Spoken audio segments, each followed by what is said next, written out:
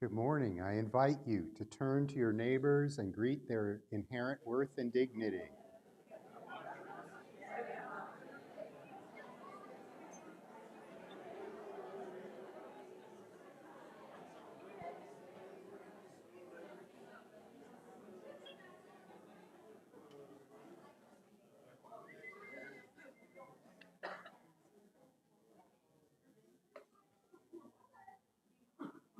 I'm the Reverend Bob Renjilian. I use he, him pronouns. I've been minister here coming up on 5 years.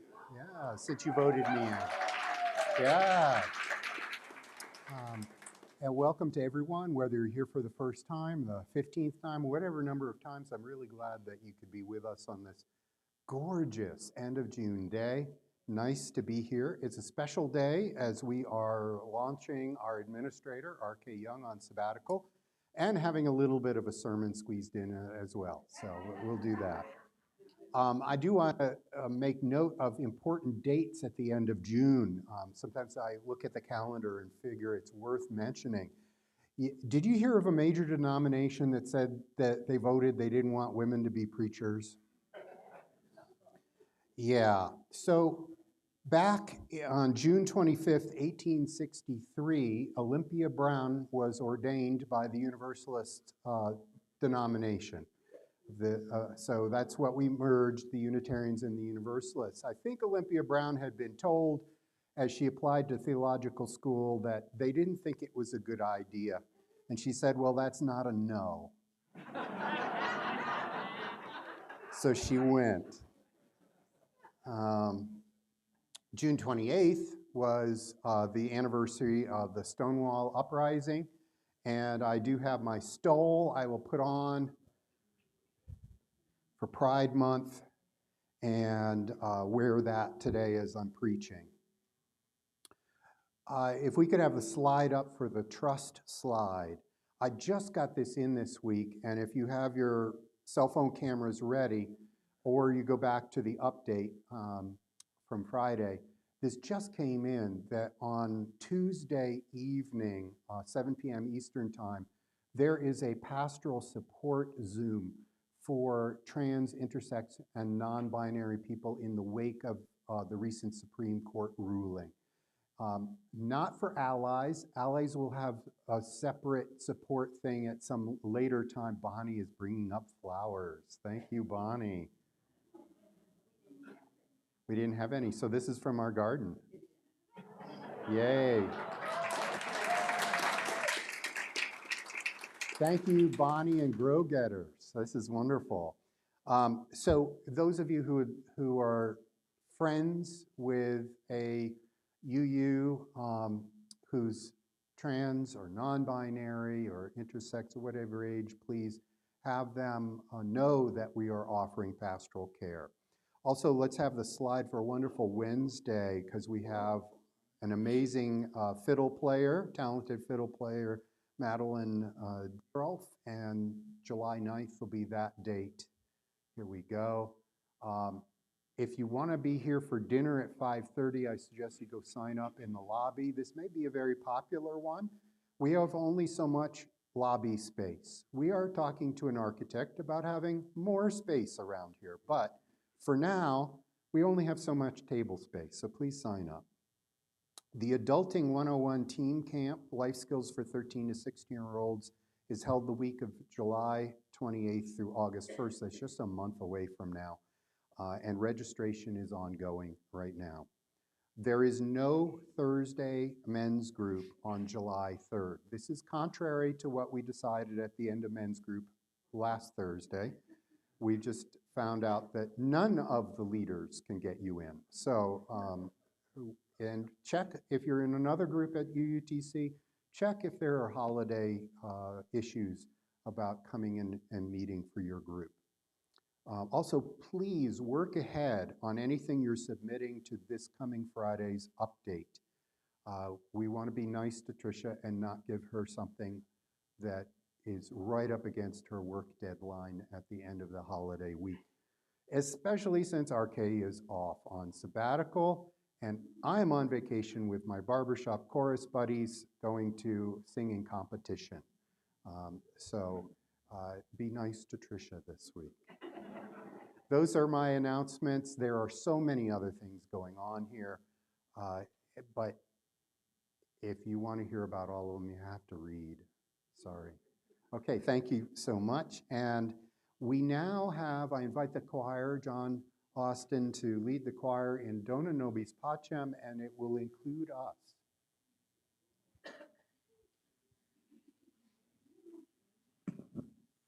I think most of you have sung this with us before.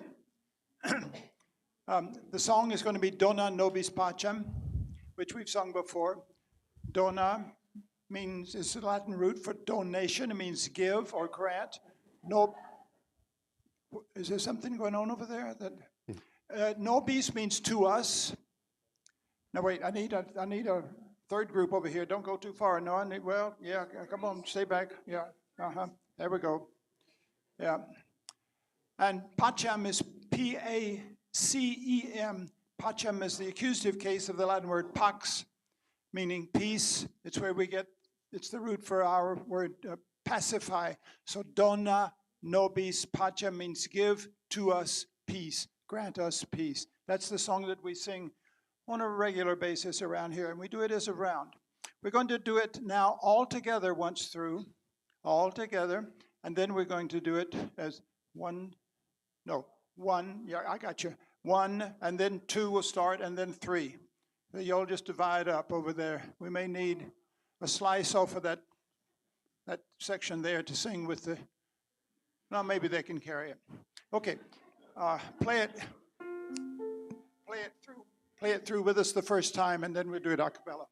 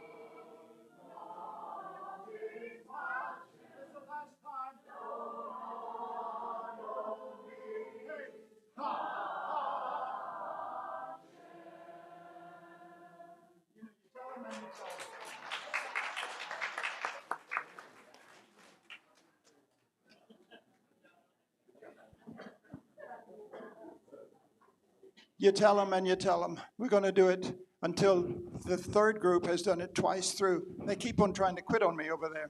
The other side. I just don't know. Midge, you going to say something now? Do the chalice lighting, and we should be saying the words that go with this. They're up on the computer. Thank you. We light this chalice in memory of the courage of those who have struggled for freedom, the persistence of those who struggle for justice, and the love of those who live in beloved communities to carry on the light of hope.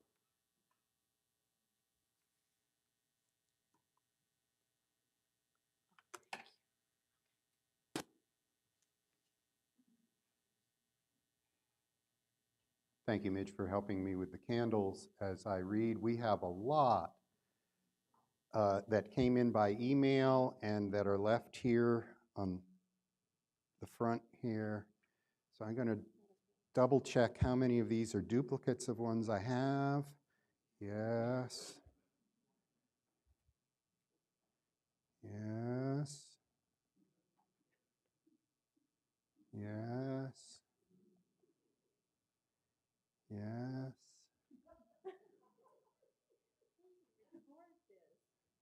It is being recorded. All right.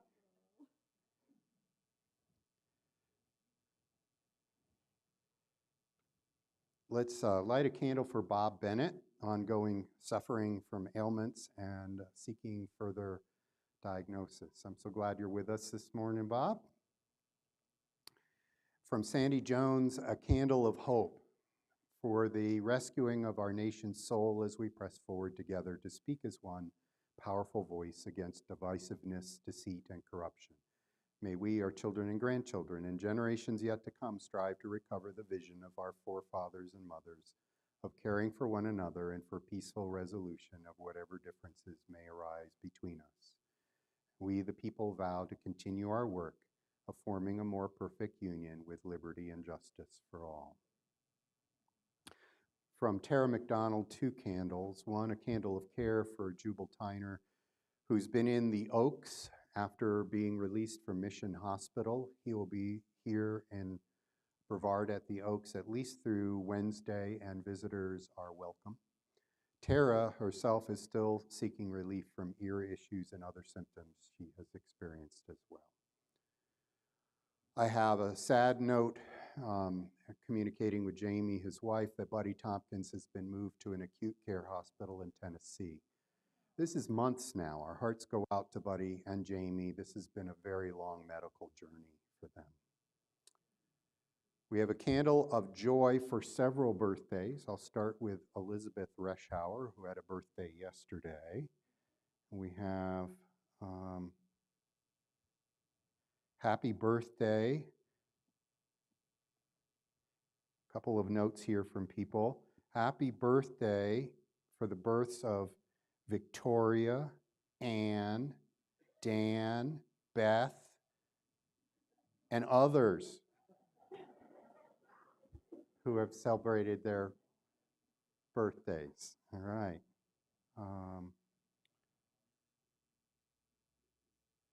This is a candle of peace for the family of John McCoy, our longtime friend who died this week, and that's from Bill and Canty Carpenter. So sorry. Here's a candle of joy from Vicki and John for their visiting daughter, Kelly, and grandkids, Sam and Anna. Glad you're here.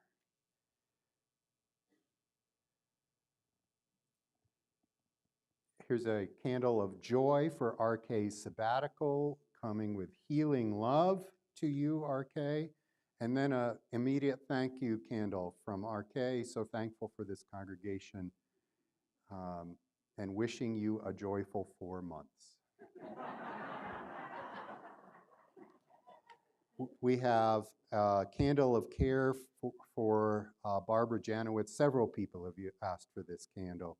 She's having a hard downhill road with health since breaking her hip. She's recuperating at Sapphire Ridge.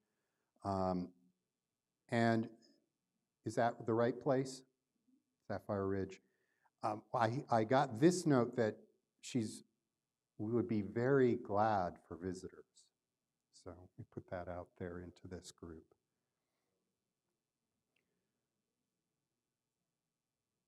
I get from the number of candles that we just lit, and from knowing there's always something that's been left out, that we should light another candle for things not yet shared. We've run out of candles. Here. We'll move the helper candle over there for all those things not yet shared. Yeah. So, and for those who are online, our hearts go out to you with your joys or your sorrows as well.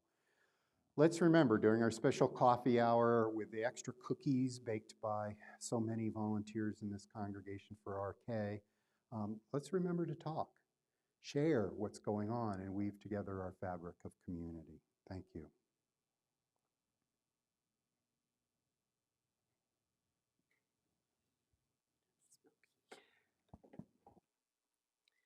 I'm going to say something.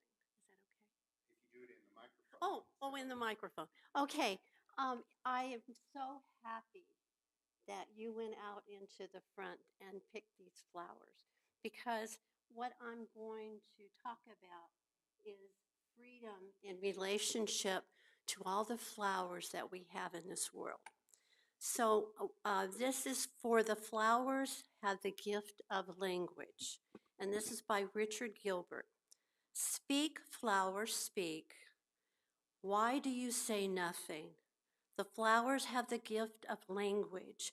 In the meadow, they speak of freedom, creating patterns wild and free as no gardener could match.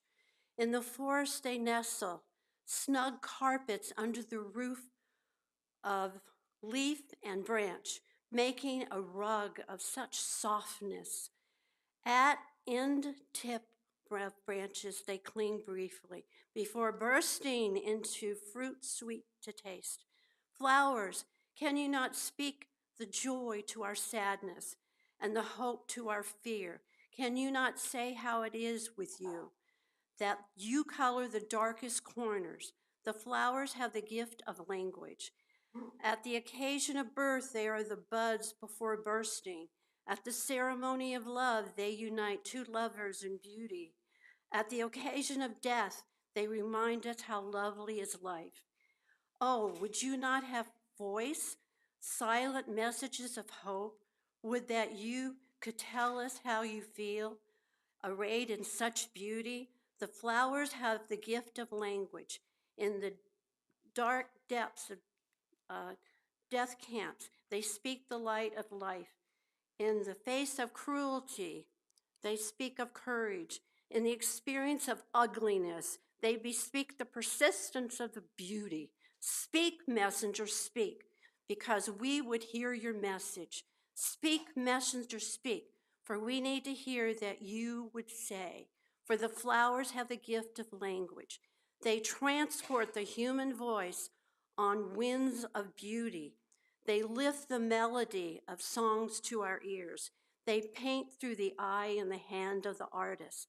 Their fragrance binds us to sweet-smelling earth. May the blessing of the flowers be upon you.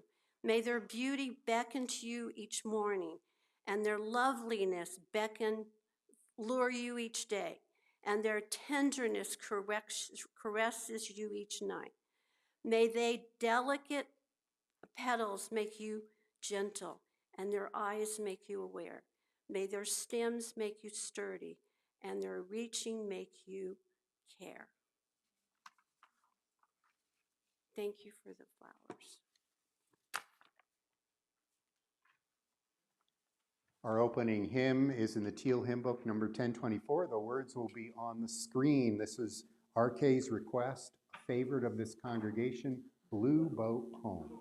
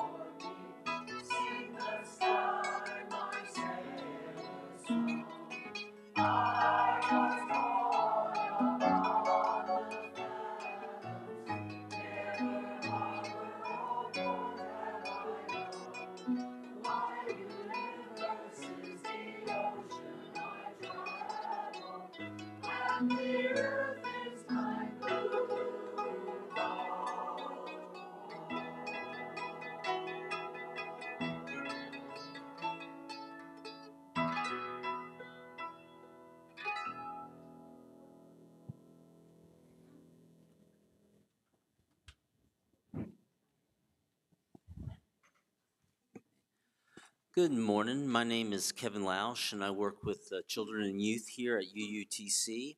And the Wisdom for All Ages story today is called Sharpen Your Axe, and it's from storiesforpreaching.com.au. Well, one day a young man went up to the forewoman of a logging crew in the forest and said, "I'm looking for a job. Do you have something?" And the forewoman said, "Well, that depends. We have to see how you do felling a tree." So the forewoman handed the young man an axe, and he did a good job of chopping down that tree. And the forewoman said, "Yeah, that works. Start on Monday." So Monday rolled by with him working, and Tuesday and Wednesday and Thursday. And on Thursday, about midday, the forewoman said, "Well, you need to pick up your check at the end of today." And the young man was kind of surprised by this and said, "But don't you pay on Friday?" And the foreman said, "We do, but you're falling behind. On Monday, you are first, but by Thursday, you are last. And our charts show that you're just not keeping up with what we want." And the young man said, "But I come in early before everybody else, and I work later than everybody else, and I even work through my coffee breaks. And I'm the hardest worker here." Well, the forewoman, sensing the man's integrity, thought for a moment and said, "Have you ever sharpened your axe?" And so what we have to do is not let life run away and run over us, and we have to take time out to renew ourselves, to sharpen our axe, to be able to continue to do the work that needs to be done. And so we just, for RK, wish her, where's RK right now? Oh, there she is. Wish RK a great sabbatical, a Sabbath, a time to rest, renew, and sharpen her axe. And we're thankful for the freedom that this congregation gives to allow her to do that. So thank you, RK.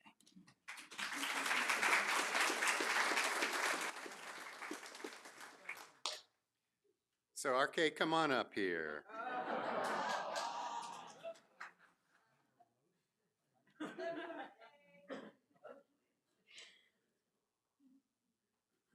So you recognize this logo, right? I do. This is the logo of the professional organization of Association of Unitarian Universalist Administrators, of which RK is a longtime member and steals many great ideas from other administrators. I'm big theft. And rescues us from perils that other administrators have run into in their congregations and has made sure we don't run into the same pitfalls. So I'm going to start with 3 yellow leaves. You know, in the fall, the leaves come down, they're usually yellow or red or whatever else. These are not ordinary leaves, though. If you water these and put them out, they have seeds in them, seeds that will grow. The original meaning of sabbatical from the Bible is a 7th year in which you let the fields lay fallow and recuperate from what's going on.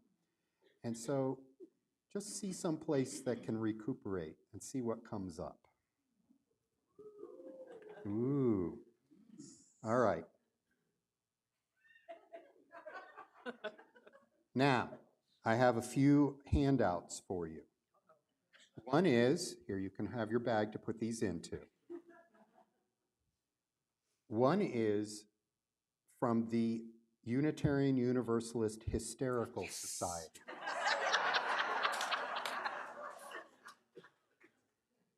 I don't think you're going to Vegas, but I know you're going to Texas, and who knows what's going to help you when you get there. But this is a get out of hell free card for you. I've got another one to give somebody if they need it. No, you only get one. Let's see. One thing that we will miss is your laughter. This little sticker says, "Life is better when you are laughing." Yeah. If we haven't said it enough, all that you've done these past 10 years, nice work.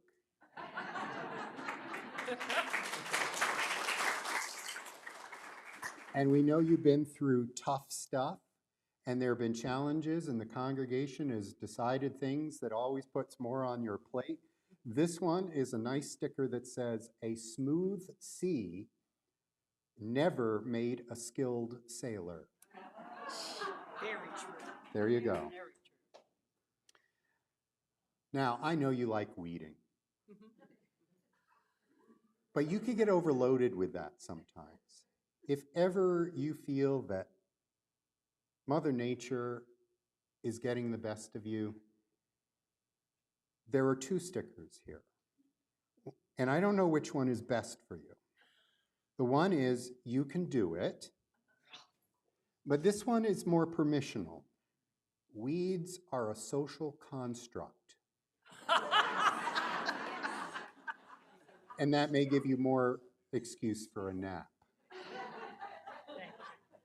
So I know these are funny little things and all, but I just wanted to do something symbolic in launching you. I am so glad to have come here and to have worked alongside you, and I look forward to you coming back and doing more. Thank you. Yeah, everybody keeps reminding, and come back, and come back. Yes, exactly.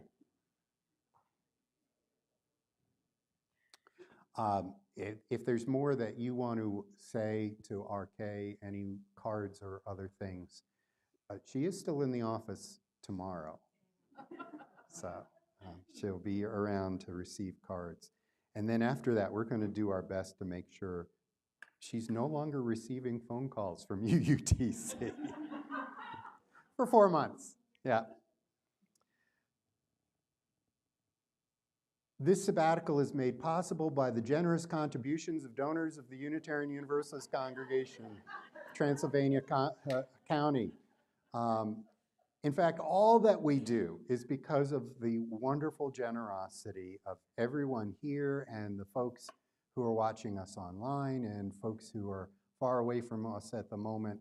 We depend greatly on what you have to give. I know that one person gave a catch-up donation for the pledge and turned that in today. Some of you have already completed your pledges, yay. And because our fiscal year ends tomorrow, and we still give anyway. And so we pass these baskets, these handmade baskets, to collect the donations that you have. And this is the last weekend to collect for the Augustine Literacy Project in the envelope as well. We will now gratefully receive the morning offering.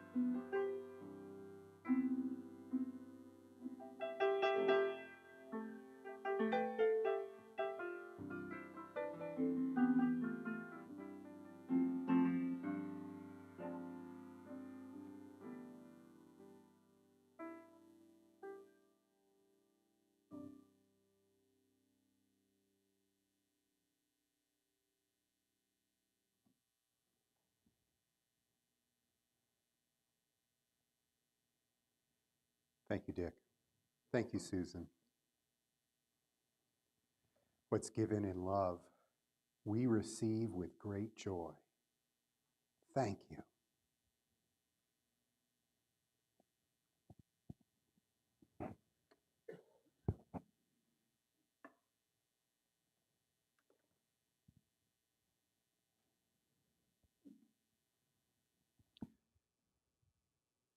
Please gather yourselves into a place in which you are able to flow with the energy of our prayer and meditation. Spirit of love and life, we who are gathered here today recognize the joy of being able to send a good, hard worker amongst us off on travels and home rest for rejuvenation. Much as the Bible suggested we all must do, there are times in which we release those in our care from their labors, a chance for people to grow and discover. Spirit of love and life, we send our love and hopes with RK in these 4 months. We also gather with the joy of knowing so many milestones in people's lives, birthdays in our midst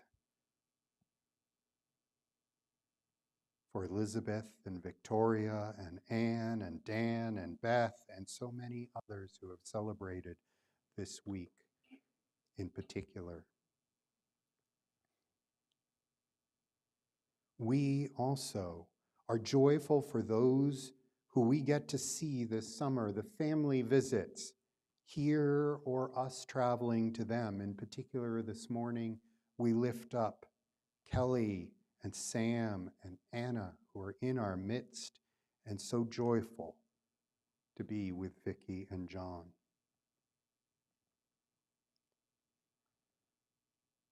Our hearts turn to grief as we recognize those who are no longer among us. The griefs who may have been held for a long time or just recently. And in particular, this morning, we know we have lifted up a candle for the family of John McCoy, a longtime friend of Bill and Canty, who passed away this week. We worry a bit of those who we don't see and wonder for their health. And even for those who are in this room, we know that there are those who have been recovering from surgeries or facing medical issues in physical rehabilitation or otherwise working hard to regain. This morning, our prayers are specific as well to Bob Bennett, to Jubal Tyner, to Tara McDonald, to Buddy Tompkins, for Barbara Janowitz. These names we lift up among so many others. Let's remember to reach out to one another, for this is the evidence of our love and our values when we do so. In spirit of love and life, we are not here completely isolated from the world in which we are sheltered from this hour. And this week, a week of fireworks and parades and grand music, may we also remember that we, the people, vowed to continue our work of forming a more perfect union with liberty and justice for all. These and the prayers of our hearts we hold now in the silence.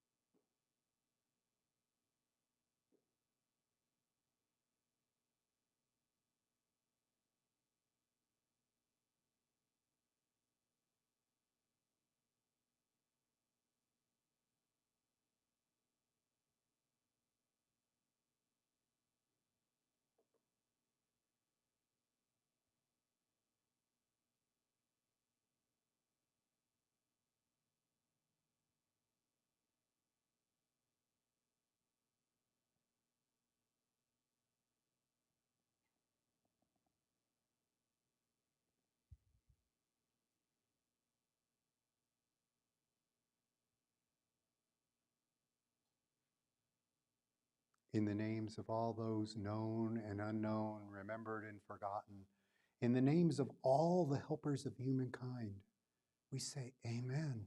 Blessed be.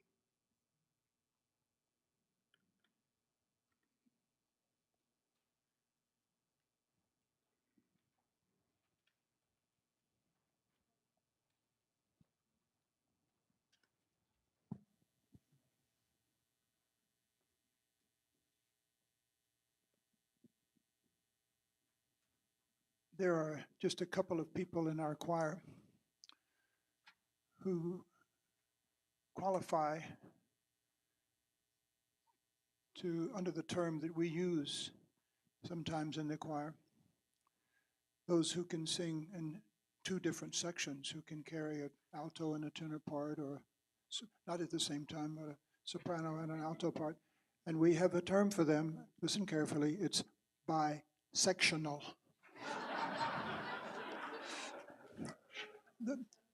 There is, however, one person in our choir who qualifies as trisectional. And she's the one who's going to be leaving us here for a 4-month time. Trisectional means that she can sing equally well the soprano part, the alto part, and the tenor part. And she's working on the bass part, last time I heard. Anyhow, the song that we're going to sing is one that we sang several times at Thanksgiving for the interfaith service that Reverend Bob organizes here at our church on Tuesday evening of Thanksgiving week. I suggest that you might want to put that on your calendars now. It's a wonderful service. We have representatives from the Protestant churches, the Catholic Church, the Jewish congregation. Anyway, the name of this is Thankful. And that's the song that RK requested. But it's also the song that we're very happy to sing for her because that's how we feel about her and how we will miss her. We're thankful for RK, and we'll miss her talent in our midst.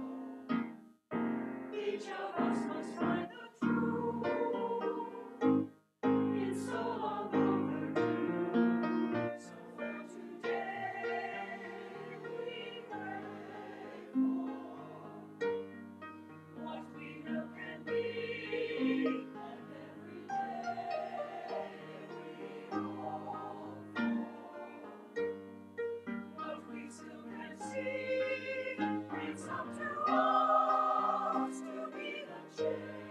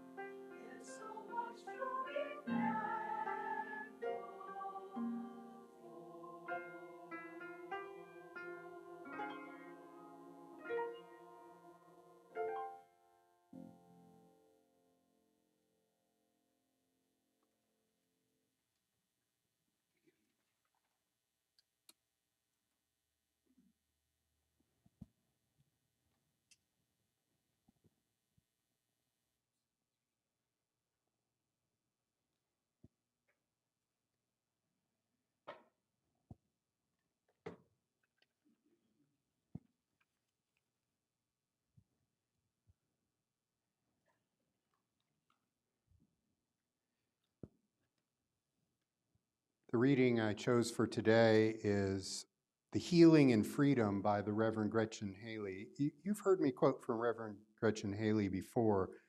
I am so glad for our colleagues who share resources out there to help tune my sense as I am contemplating the sermon themes and all of that. This is one of them, the healing and freedom. Freedom has a rhythm to it, a longing our bodies know without words, a movement away from everything small and sacred, a waking up to possibility, healing backwards and forwards. Even now we are beginning again, unafraid of this much mercy, tenderness, pleasure. We come to lean in, to learn the sound of liberation, like the sound of our names, receiving and releasing. We come to be free from more than ourselves, to call love the greatest liberty, to sing of loyalty and courage and kindness, to remember we are all doing the best we can. Despair hasn't gotten us yet, nor overwhelm, which is a kind of miracle, surrounded as we are by this much beauty.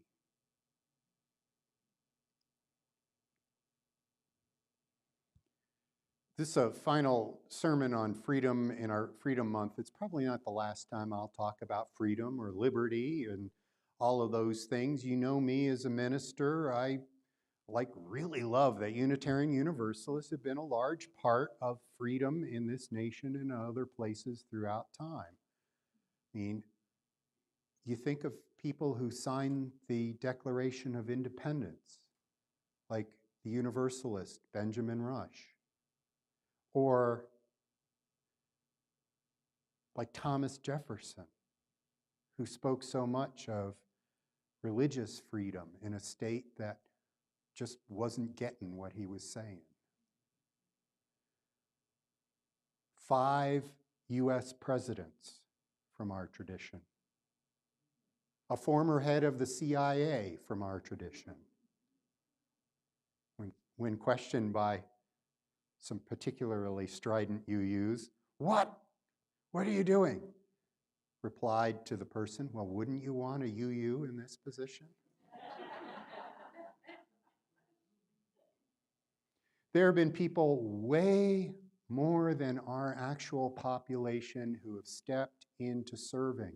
There are people in this room who've taken up civic responsibilities and worked to help make this grand experiment in democracy and representative government work for us, or work as best as we can given what's going on. Now you may wonder why the reading on flowers this morning. Well, I appreciate Midge drawing that one out. I don't know if you realize that June is the anniversary of the very first flower communion. Back in the days of the Nazi era and Norbert Chopek, starting a ceremony after having come back from the United States and saying, I gotta get my people to understand the essence of this liberal religion. And so he had people bring flowers and then exchange them. So you bring beauty into a situation and you leave with something of a gift of someone else. The reference in there about the concentration camp, the death camp, because he died as a result of medical experiments in the hands of the Nazis. They didn't want the liberals. They didn't want the people who were into democracy and liberty and freedom. So they found a way to exploit and kill him, but not before he would lead singing throughout the concentration camp, walking along the fences, singing, greatly annoying the Nazis. Sometimes liberty is as soft as a flower out in the fields. Sometimes when you don't have anything else, that you have the right to choose, the fact that you are breathing while singing a song is evidence that you are still speaking to the values you have for life and liberty and respect. William Sloane Coffin is a 20th century well-known speaker and wise person. He's had to say this about patriotism. There are three kinds of patriots. Two are bad and one is good. The bad ones are the uncritical lovers and the loveless critics. Uncritical lovers and loveless critics. Good patriots carry on a lover's quarrel with their country, a reflection of God's lover's quarrel with the world. Now, there's a deep thought there. That's a theological thought, that God's carrying on a lover's quarrel with the world. President George Washington, in his farewell address to the nation in 1796, warned citizens to guard against the impostures of pretended patriotism.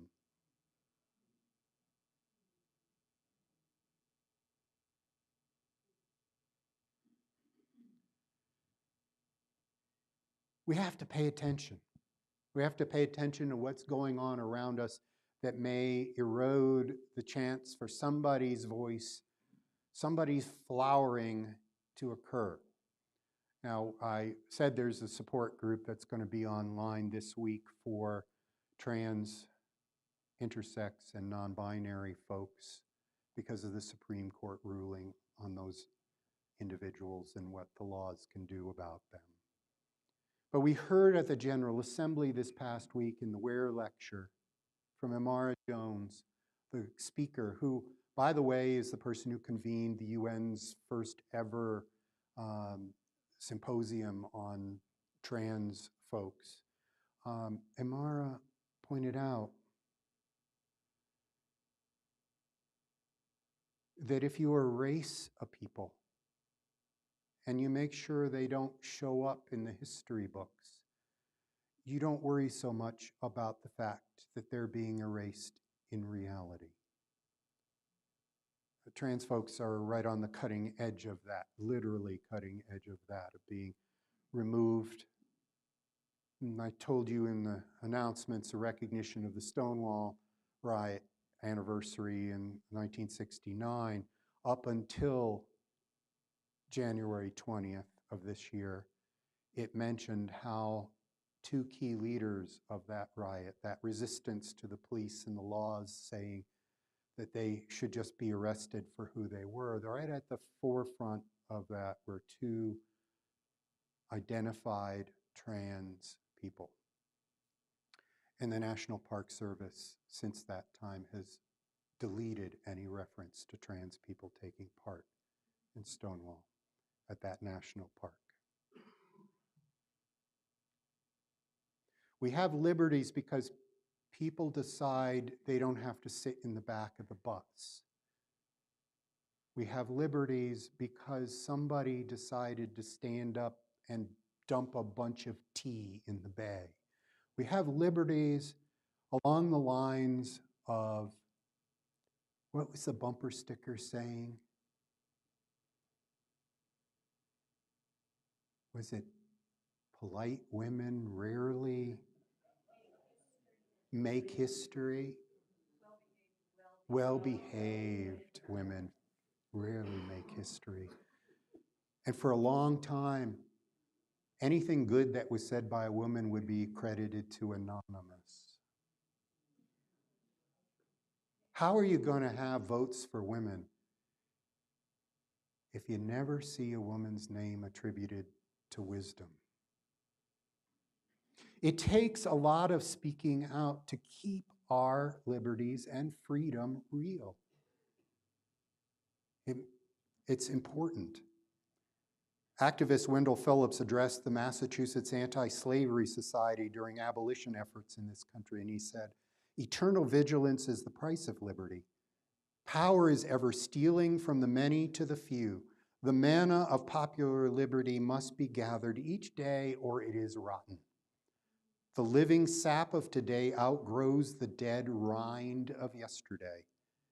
The hand entrusted with power becomes either from human depravity or esprit de corps, the necessary enemy of the people. Only by continued oversight can the Democrat in office be prevented from hardening into a despot.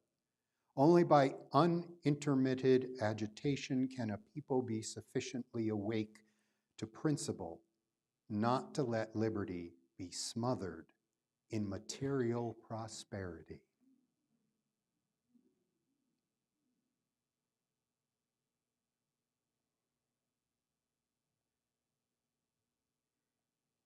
As you see the fireworks this week,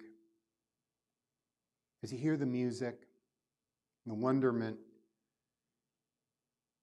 you can be thankful for all the things that we have. I love the song ties in with that. Let's be thankful for what we have.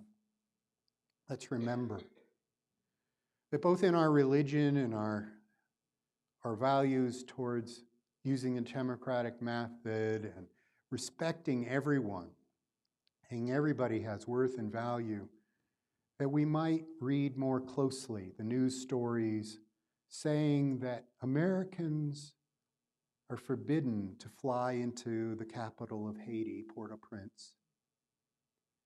And yet, by August, we will be deporting Haitian refugees back to that very country.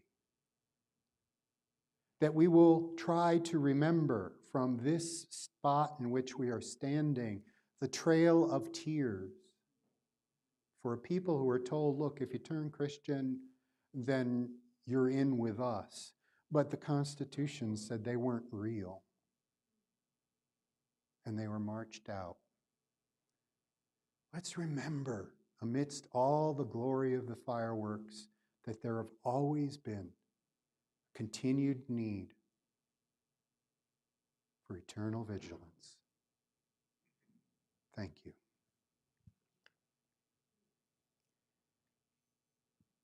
We end our service today with hymn number 298, Wake Now My Senses. 5 verses.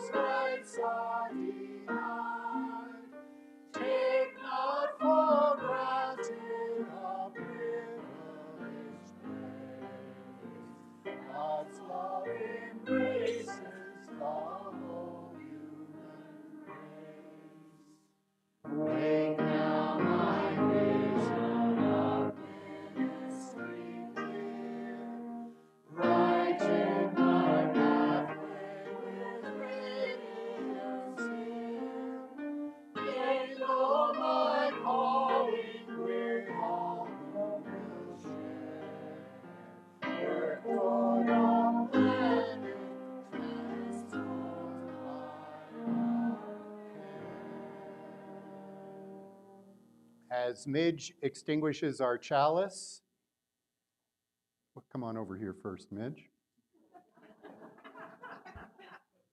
Go ahead. Are you teasing me? Yeah, I'm teasing you. Go ahead. Blessings on all of you in this wonderful week, for all that we can be thankful for. Blessings on all of you. May you be glad for what you have. May you show mercy and generosity that all might have the benefits you might have. May you speak up even when it would be imprudent to do so, especially when it means you or someone else is seen as a real person. May you go out this week and enjoy liberty, being ever vigilant to keep the freedoms that are ours. Blessed be, amen. Uppity women unite. Yes.